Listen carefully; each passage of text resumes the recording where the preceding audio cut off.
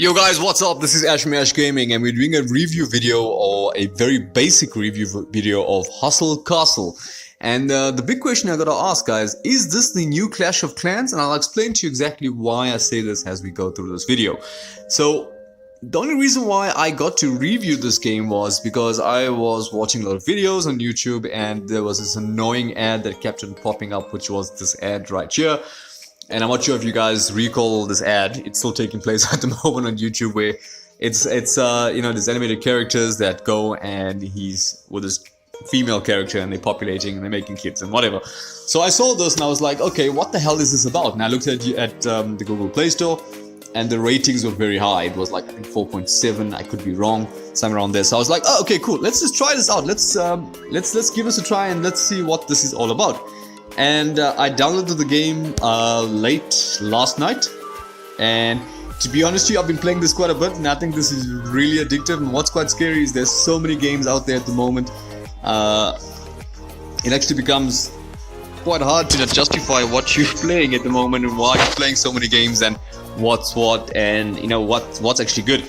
So this game is actually pretty good. It reminds me a lot of Pip-Boy from Fallout. So if you remember, if you played Fallout a couple of years ago, they had a very kind of similar setup where you had people coming and staying in your base, and you know, people would do different things and they would have different skill sets. Like, you know, a cook would be good, but you'll have a higher skill set from cook perspective, etc. So what this game has done, and you'll notice when the game started up, it loads up super quick.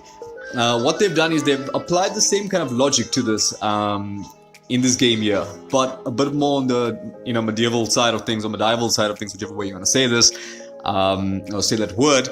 And you basically a commander, your princess to be, or you, I think like a prince, your princess to be has been captured, and you're gonna go rescue her. And that's where the whole campaign saga takes place, as you can see on the map. And that's very similar to Clash, right? However, as you start progressing, you start getting different castles. So you'll see like there's this number 6 here. I'm about to click on bottom right. You'll see if I click on this castle, it'll say, oh, okay, this is another player. He's not in the clan. Do you want to scout him? Now Clash has something very similar, and I can go scout. And I can have a look at what this guy's got. So he has got, that's my squad in the top, Ella, Carter, Harper. And I can have a look at his troops. You'll see on my side, the green part of the banner, it says 26,649. That's my health damage combined. Well, I think it's my overall power combined with all three of them. And on the right hand side, that's the enemy's one. So if I want to do, I could attack that. I could attack this person. But before I actually do that, I actually just want to change my troops. So troops work a little bit different in this game. So what you actually have is you have, you know, as I said before, it's like Fallout Shelter, where you have abilities. The game starts you off with two characters, one being a archer, one being a tank, and this guy Carter right now is a tank. On the right hand side, this is my inventory, and I can select different items by tapping on it. It'll tell me, you know, if it's a common item, uncommon outfit, what it does, etc. You'll see Carter has this armor on, which is an uncommon armor. It's called Invincible Heavyweight Plate Mail, so he's more my tank type. His requirements are training level 11, and it's equipped on him. He's got an uncommon weapon as well, and it's got those stats. It's also got, you know, stats where you can add in different types of attachments like rings, jewelry, etc., trinkets, and talismans in this case, and so forth. On the left hand side, you'll see his damage output there, which is 10,100. I think that's a combination of his fighting, you know, whatever abilities he has. It's a combination of those kind of things put together. So so we start at the top. The 12 is his damage training, so you can train your troops similar to Clash. The bottom one is mana. I've just unlocked mana, so now I can start generating mana. I'm not too sure how that works right now, but you can start generating mana with this character. You can see he has a 2 on that. His kitchen or utility, like fork and knife, that's a cookery thing. If I had to put him in the kitchen, his production rate would be 17, but it's not ideal because that's not really what he does. And if you click on the bottom one called Treasurer, his rating on that is also 2. So he would only do a production of 8 per hour. So it's very cool from that perspective, where you can equip gear onto characters, etc. In Clash, it would be more like, you know, leveling up your characters. Yeah, it's also leveling up your characters, but also similar to an MMO perspective, where you add gear onto your characters from that perspective. So if you look at like different characters, so well, that guy's name is Carter. And okay, this is Christian. I think that's Carter there. So, Carter number 2, he's a cook. So you'll see that where it has a knife and fork for cook, his stats are 3. So if you boost him with stuff, like for example, I've got this cook suit on him, he'll do 50 more apples per a resource per hour, you know, from a boost perspective, and you can attach different things. So that's very similar to the other Carter we looked at, it was a tank.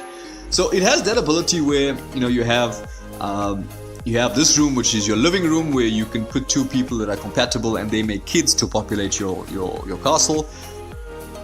This is your arsenal room, which you can only get when you are, I think it's throne level 4, yeah. You get that, and then what that gives you is a ballista. So if I show you here, there's my ballista. And this will also target enemies, and that's part of the PvP portion of the stuff, which we'll get to right now. So what I want to do is quickly, I just want to, let's take out the mage. I want to put the mage back into, let's put it there, and I want to take this guy.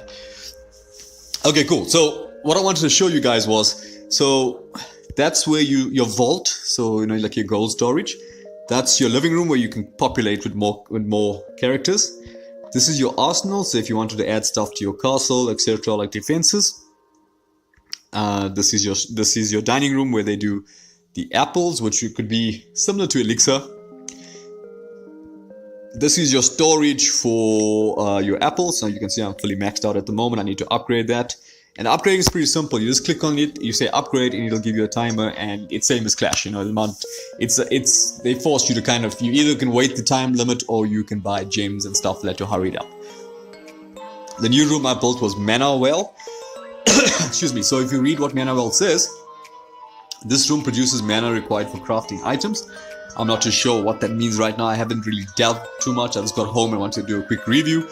The room above that is the fighter training room, and this is where you can upskill your characters to become more stronger, and they will do the training, etc. It's very similar. So you'll see that this character right here, who is Ella, she has got 13 minutes 45 seconds on the left hand side. You'll see where I'm reading from, and she will be upgraded from a level 12 to a level 13.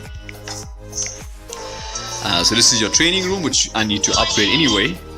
I wonder if I can. Let's see, upgrade. No, 30,000. Okay, so I need to get a bit more gold. This is your barracks.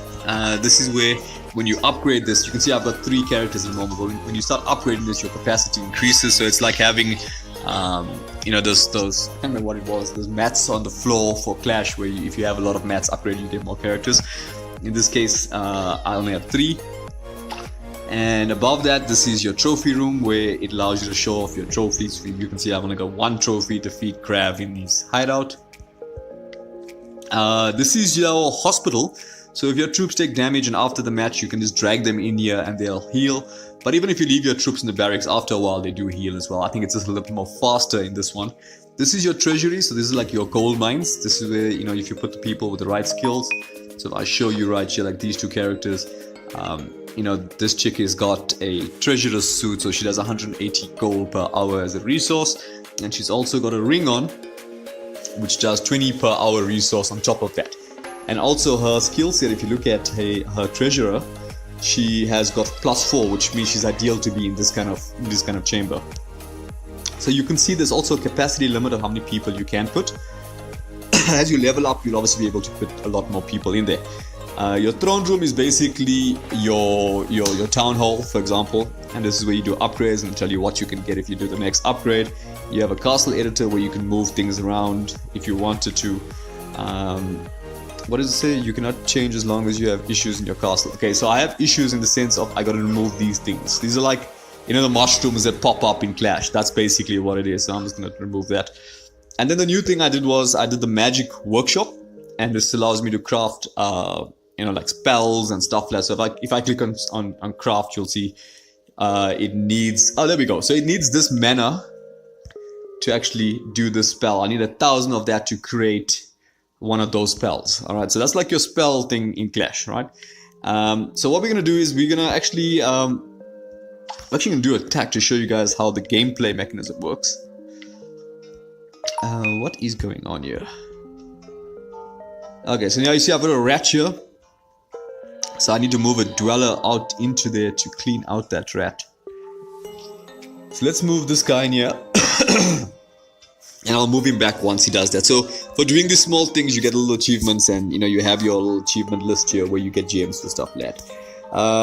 So let's do an attack, right? So I've got my 3 people in the barracks, and I'm gonna go map. Let's go back there and let's do a scout. Okay, so we're just gonna scout this guy's level and what he's got. And obviously now I've added my other characters a lot more higher, so I've got 36,000 overall versus. So you press the I, it's squad power. So it's 36,000 squad power versus 17,000. So we can do an attack. Let's do an attack. So everything's automated here, guys. You just go attack, and you'll see the battle take place. And obviously, the higher your troops are, the quicker they do battle and stuff like that. So I'm gonna win this quite easy. Now the match is done.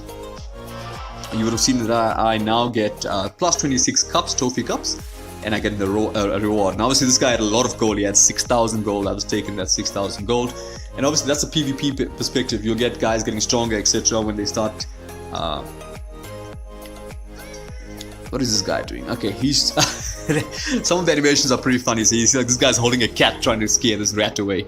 And it eventually does work, and you clear the room out, and everything's all good. So he's cleared the room out. Well done. So now I can take him, and I can say, okay, I'm gonna put you here. And I don't think he's the right character, but let's just have a look at his stats. Well, he does three.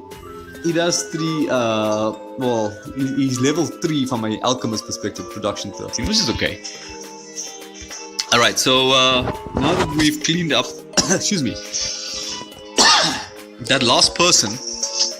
I'm gonna show you a campaign right now. So if I go to Wretched Land, you'll see those little castles here. Those are people PvP, and obviously you have the normal campaign icon. So if I click on that, you'll see it says like 36,000 overall power versus 27. So let's do an attack here. I want to show you guys what the campaign looks like and why I think this might be a little better than Clash, or something newer, something very similar to a Clash but from a different aspect.